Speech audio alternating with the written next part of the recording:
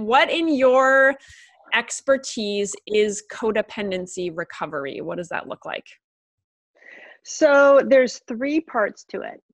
And I was thinking about this because I knew you'd ask that question. So the first one is we have to get the focus off of other people back onto ourselves.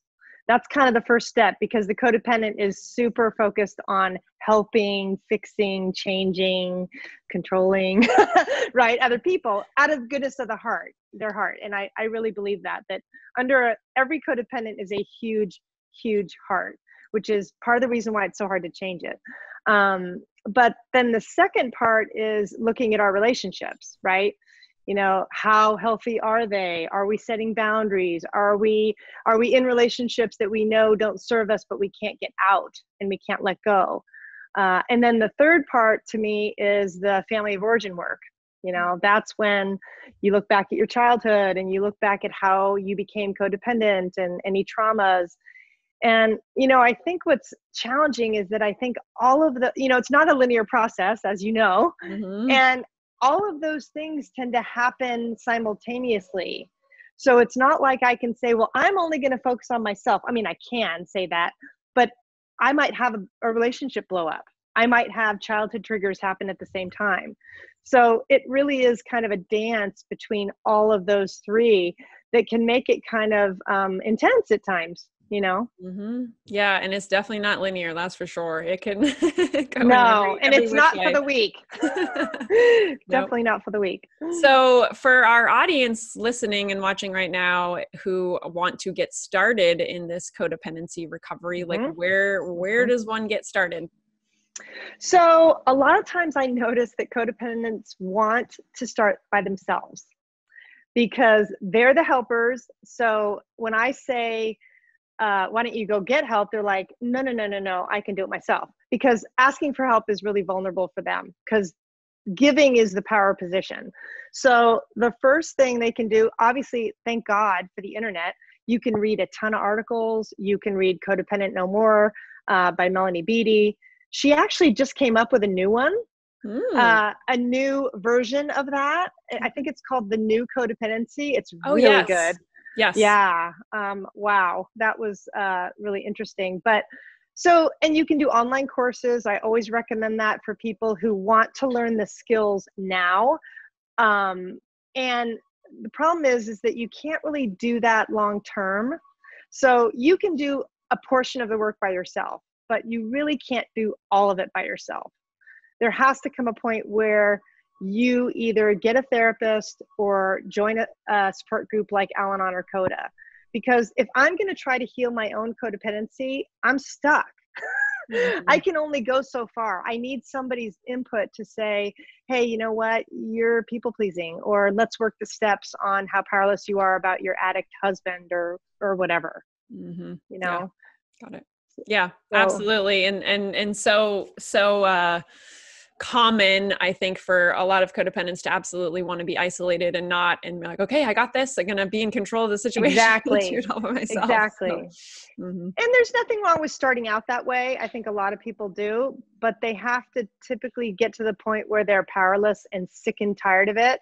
And then they're usually on the brink of, okay, I'm now willing to do whatever it takes because I'm in so much pain. Either a relationship blows up, they can't let go. They're so obsessed with trying to fix the relationship. They're not functioning well.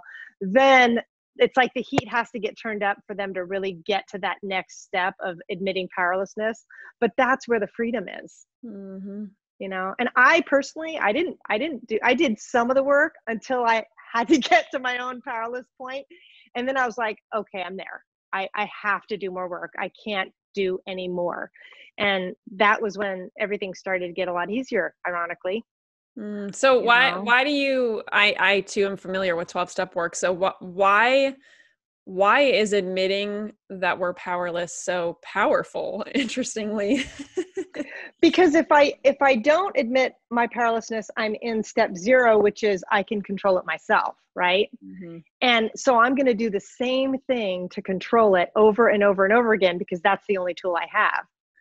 But if I realize, wow, what I'm doing is actually not working, then I'm opening up to other possibilities of you know what, maybe there is a different way and I don't know it. So maybe a sponsor or a therapist can walk me through that. So even though people don't like powerlessness, and I know people kind of cringe at the word, it really is the start of real change. Yeah, to me, it's like a surrender. And as much Yep. as a controlling codependent, I too am, it's at some point, yes, it comes to, surrendering into that, which is definitely better than the alternative that Yeah. has led me there. So, And you experience relief because of that surrender. yeah. Oh, yeah. Yeah. Because it's no longer your job to fix yourself, which is Yeah. really hard to do. I mean, even as a therapist, I can do my part.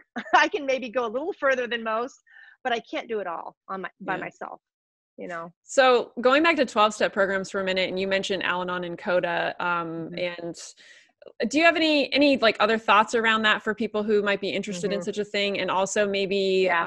are there any misconceptions or myths around 12-step Oh, yeah. programs if people aren't quite sure about that? Yeah, I think the oldest one I've heard is that it's about brainwashing. You're going to get brainwashed. And it just hurts my heart because yes, there is a philosophy, but they're not attached to you doing every single thing. They have a saying called take what you like, leave the rest. So you can literally put your big toe in, go to a meeting, leave early, not talk to anybody, and nobody's going to say, hey, that's not okay, because they understand when people are new, they're hesitant. The other thing is, oh, it's a religious program. And it's really not.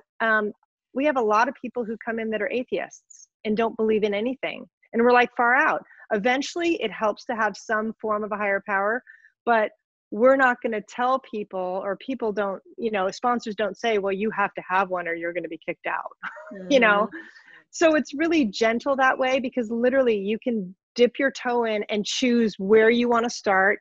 And if something doesn't appeal to you and go, yuck, then you don't have to do it. So you really can't get gentler than that. And now all the meetings are on Zoom. So you can shut off your video and mute yourself and literally watch a meeting and not participate at all. Yeah. And 12-step meetings right now in the pandemic are blowing up.